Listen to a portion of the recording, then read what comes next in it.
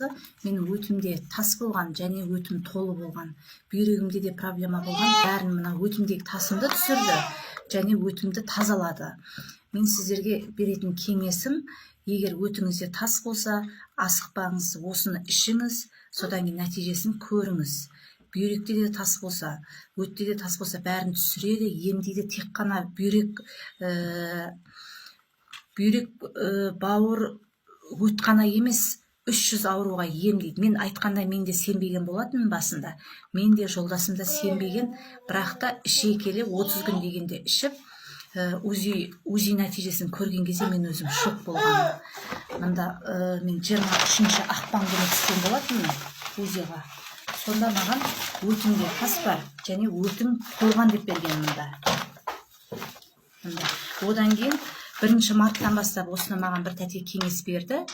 1 марттан бастап іштім. Тура 30 март күні 30 күн болғанда мен тағы да УЗИға түсіп көрсем, өтімде тас та жоқ, өтім тап-таза деп УЗИ маған қорытынды жасап берді. Сол үшін де сіздерге айтар кеңесім, ешқандай да қорықпай, уайымдамай, өтіңізде тас немесе бүйрегіңізде тас болса, өтті алдыртуға асықпай, осы витамариннің осы өнімін алып ішіп көріңіздер, оң нәтиже береді. Бұл тек қана бүйрек неме ғана емес, барлық ауруға ем. Алып ішіп көрсеңіздер, ешқандай өкінбейсіздер. Мен бұл компанияға айтарым, тек қана алғыс, тек қана рахмет.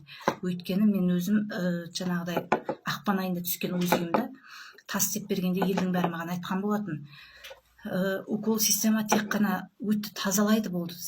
Немені тек ота жолымен ғана алдыртасың тасты, оның тастың емі жоқ деп айтқан болатын.